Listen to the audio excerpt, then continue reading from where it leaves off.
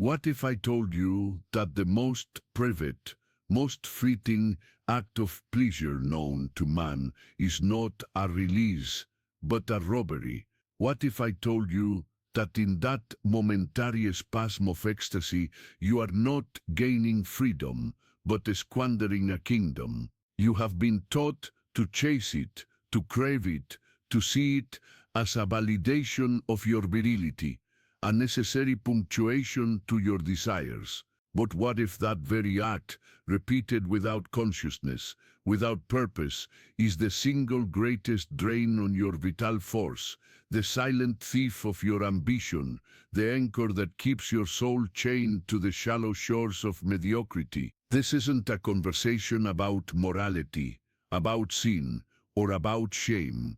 This is a conversation about power, raw, untamed, creative power, the very energy that builds empires, composes symphonies, and splits the atom. And you are leaking it, spilling it into the void, day after day, for a pleasure that vanishes faster than a whisper in the wind.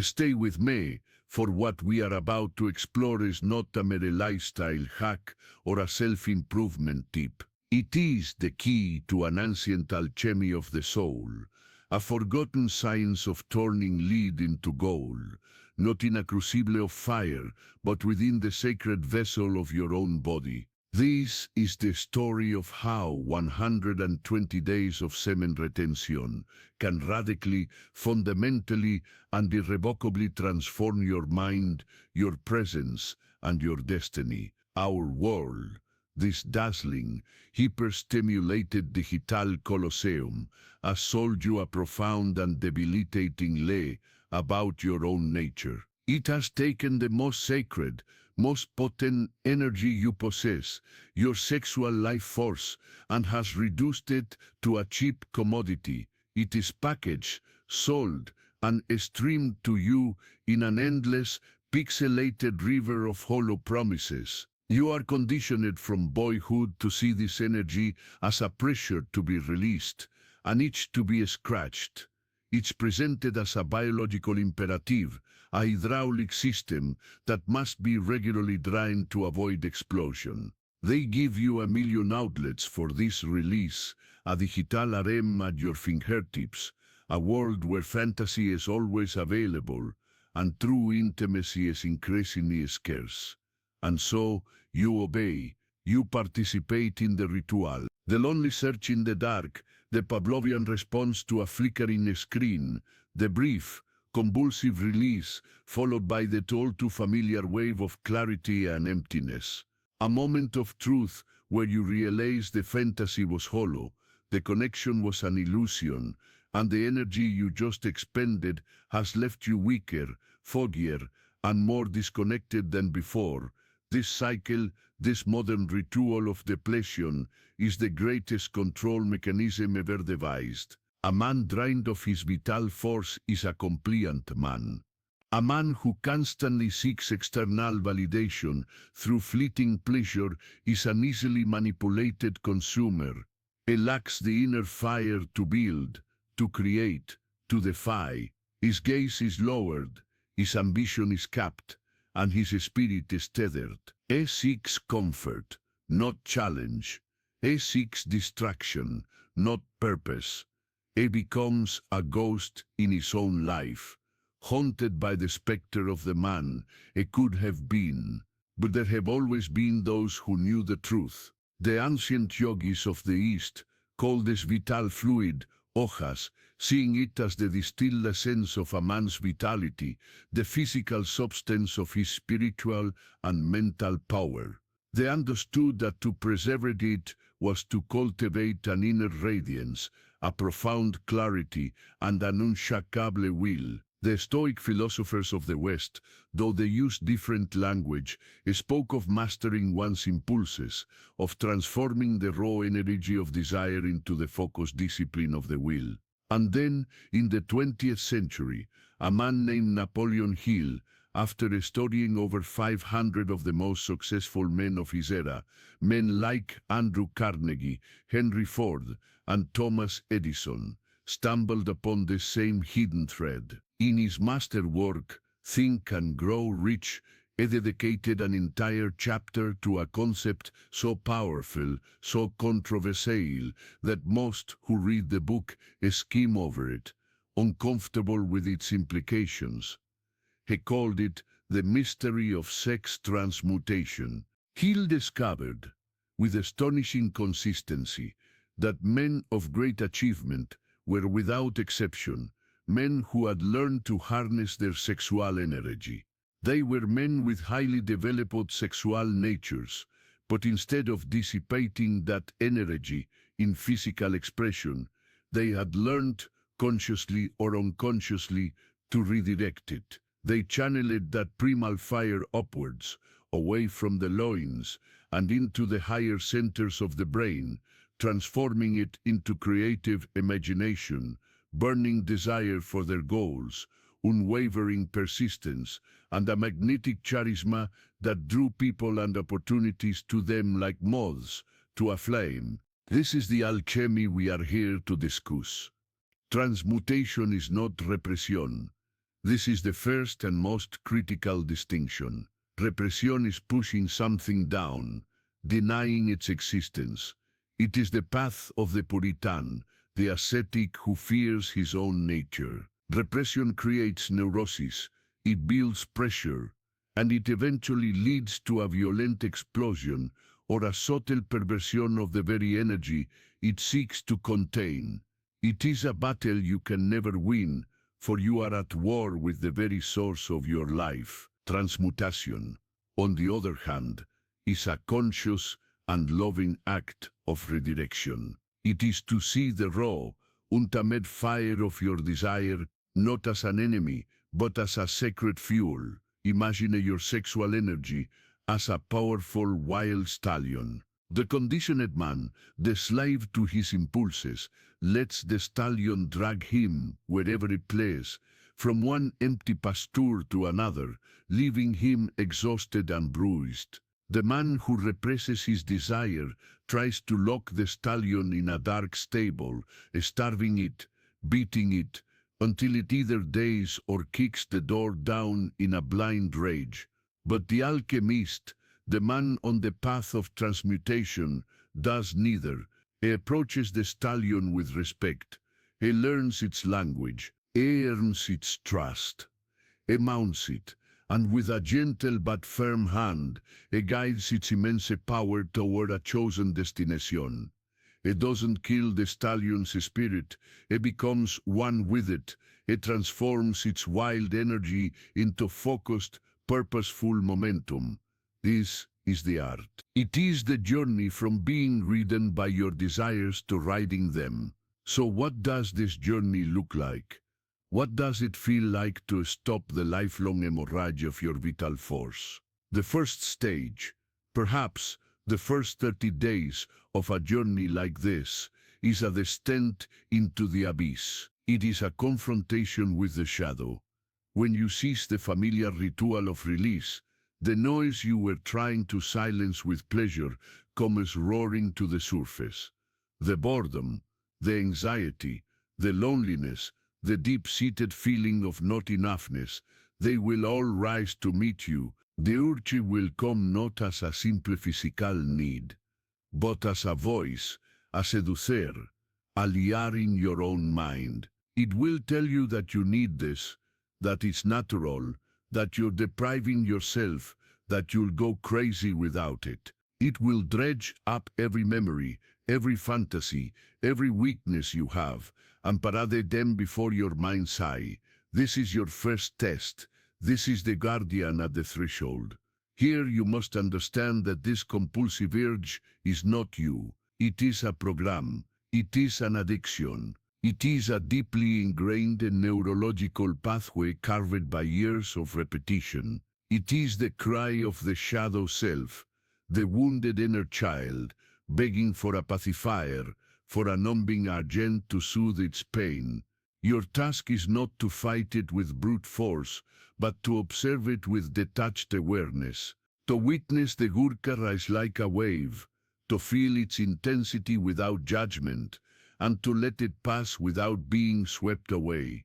In these early days, you are a warrior learning to stand his ground in the heart of the storm. You will be tempted to flee back to the familiar comfort of depletion, but if you hold the line, something miraculous begins to happen. As you move past that initial inferno of withdrawal, typically into the second month, a new reality begins to dawn. It starts as a subtle shift, a quietude beneath the surface of your consciousness. You wake up one morning, and the chronic brain fog that you thought was just a part of your personality has begun to lift. There is a crispness to your thoughts, a clarity you haven't experienced since you were a child.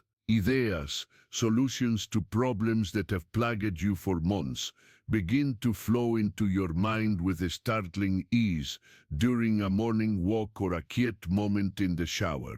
Your creative impulse, which you may have thought long dead, begins to stir. You feel a sudden urge to write, to compose, to build, to create something of value. This is the first tangible proof of the alchemy. The raw energy that was once dissipated in fleeting, low-level pleasure is now being rerouted to the higher creative centers of your brain. Your mind is no longer a murky swamp. It is becoming a clear, flowing river. Physically, you'll notice changes too. Your eyes will become brighter, clearer, more intense. People will comment on it. There's a certain light, a certain magnetism that begins to emanate from a man who is full of his own life force. Your voice may deepen, becoming more resonant and commanding. You will find you have more physical energy, a sustained stamina that doesn't rely on caffeine or sugar. You are no longer leaking your power. You are containing it, and your very biology begins to reflect this newfound integrity. This is not just a journey of willpower. It is a profound path of self-knowledge. You must ask yourself, what was I using that release to escape from? What feeling was I so desperate to avoid that I would trade my life force for a few seconds of oblivion? The compulsive need for release is almost always a symptom of a deeper wound, a deeper emptiness. Perhaps it's a fear of failure, so you anesthetize your ambition. Perhaps it's a profound loneliness, so you seek solace in a pixelated fantasy of connection. Perhaps it's a feeling of powerlessness in your own life, so you grasp for the one form of power and control that feels immediately accessible. Every time the urge arises, instead of seeing it as an enemy to be vanquished, see it as a messenger from your subconscious. Greet it, ask it. What is it you truly want? What is the deeper hunger you are pointing to? The desire for release might be a distorted cry for genuine human connection. The craving for pornographic novelty might be a shadow of your soul's yearning for adventure, for beauty, for the thrill of the unknown in the real world. The energy you spend on fantasy could be the very energy you need to build the confidence to approach a real woman, to build a real relationship, to create a life so compelling that you no longer need to escape from it. You begin to realize that this journey is not about giving something up. It is about claiming something that was always yours.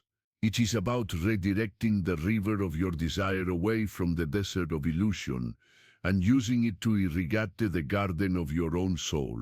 And I know this journey can feel isolating. It is a path walked alone, in the quiet chambers of your own mind and heart. You are literally reprogramming the very foundation of your being, and the world outside offers no map, no guidance, only the constant temptation to return to the slumber of the masses. This is why community and consistent reminders of your purpose are not just helpful, they are essential. The path of the alchemist is not a sprint, it's a lifelong devotion to a higher standard of being. And this channel, this space we are creating together, is meant to be your forge, your training ground, your constant reminder of the pact you are making with your higher self. Every video is designed to be another log on your inner fire, another sharpening of your warrior sword. So, if what I am saying resonates, not just in your mind, but in a deeper place, in that Kate part of you that knows you were made for more than this, then I invite you to join this fellowship. Take a moment right now, as a conscious act of commitment to your own evolution, and subscribe to this channel and ring that notification bell.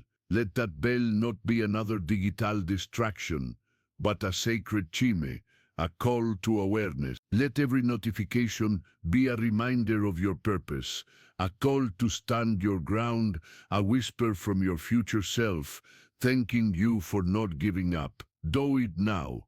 Make this moment the line in the sand.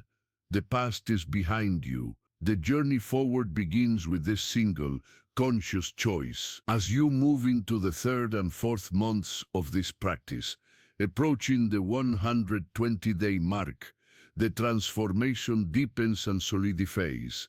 The battle against the urges largely subsides.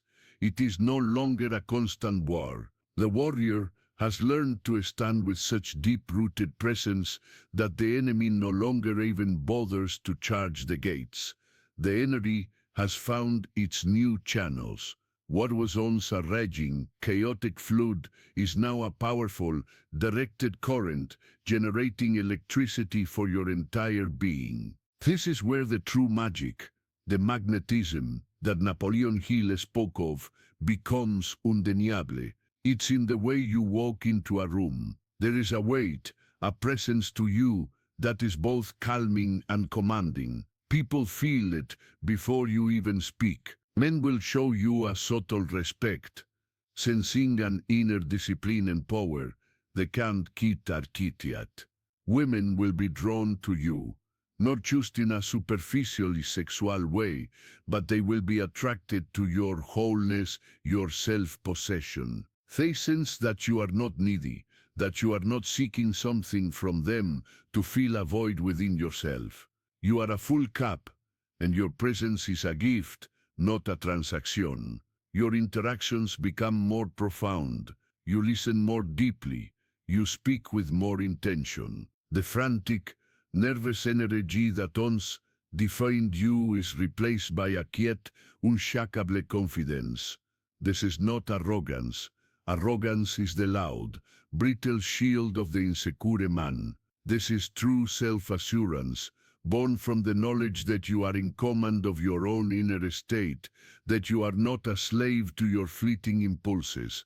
You start to see the world differently. The constant barrage of sexualized media, which once held you in a trance, now appears almost grotesque, a cheap and pathetic imitation of the sacred power you are cultivating within. You see the walking wounded all around you, men with dull eyes, slouched shoulders, and a quiet desperation in their demeanor. You recognize the state you yourself were in, and you feel not judgment, but a deep compassion. You understand the metrics of distraction and depletion because you have chosen to unplug from it.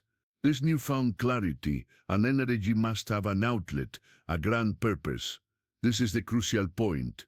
Semen retention for its own sake can lead to stagnation. The dammed up river must be channeled to irrigate a field, or it will eventually turn into a swamp. Your burning desire for a higher purpose will become the new driving force in your life. The business you've always dreamed of starting, the book you've always wanted to write, the physical and mental peak you've aspired to, this is where you pour the energy. You attack your goals with a ferocity and a single-minded focus that was previously impossible. Procrastination withers away because the energy you once used to escape your responsibilities is now the very energy you use to conquer them. You become a manifestation machine. Your will, fortified by this conserved life force, begins to bend reality to its design. You are no longer hoping for a better future. You are actively forging it, moment by moment, with every ounce of your transmuted power. And here we arrive at the great spiritual secret at the heart of this practice. This journey is not ultimately about achieving more success, or having more charisma, or even being more attractive. These are the beautiful inevitable byproducts. The ultimate goal of this alchemical process is the integration of the self. It is the union of the shadow and the light, the beast and the angel, the earth and the heavens, within you. You learn that your primal, sexual nature is not a dirty, sinful part of you to be hidden away. It is the engine, it is the raw power of the earth itself, the creative impulse of the universe expressing itself through you. The mistake was not in having this energy, but in failing to connect it to the higher centers of your being, to your heart, your consciousness, your spirit. When this energy is allowed to rise, it illuminates your entire being. It transforms from raw lust into a profound love for life itself. It becomes a boundless compassion for others, a deep sense of connection to all things. You are no longer just a man seeking to satisfy his own needs. You become a conduit, a force of nature, a channel for creative and regenerative energy in the world. You learn that the man who truly masters his sexual energy is not the one who denies it. He is the one who has had the courage to face it in its most raw and terrifying form, to embrace it as a part of himself, and to elevate it through consciousness and will into an expression of his highest purpose. He doesn't kill the inner dragon. He tames it and rides it into the heavens. So, as we conclude this transmission, I want you to feel the truth of this in your bones. The power to reshape your reality, to sculpt your character, to achieve your wildest dreams, is not outside of you. It is not in a book, a seminar, or a guru. It has been within you all along, coiled at the base of your spine, like a sea-leaping serpent of fire. For yours, you have been taught to sedate it, to spill it, to waste it. Today marks the end of that ignorance. The 120-day journey is a symbolic crucible. It is a declaration of your sovereignty. It is you, the alchemist, stepping up to the forge. It will not be easy. You will be tested. Your resolve will be tried in the fires of temptation. But the man who emerges from that fire is not the same man who entered it. He is forged anew, tempered in the flames of his own desire, polished by the discipline of his own will. He has reclaimed his kingdom. He has taken back his throne. He has ceased to be a leaking vessel and has become a radiant sun. The choice is yours. You can click away from this video and return to the comfortable slumber of a life of Kate depletion. Or you can answer the call. You can begin the great work. You can embark on the journey of transmutation, the path of the inner warrior, and awaken the God that has been sleeping within you. Your life force is the most precious gift you have. Stop giving it away for free. Claim it, cultivate it, time it, to build a life so magnificent that it becomes your masterpiece. The journey begins now.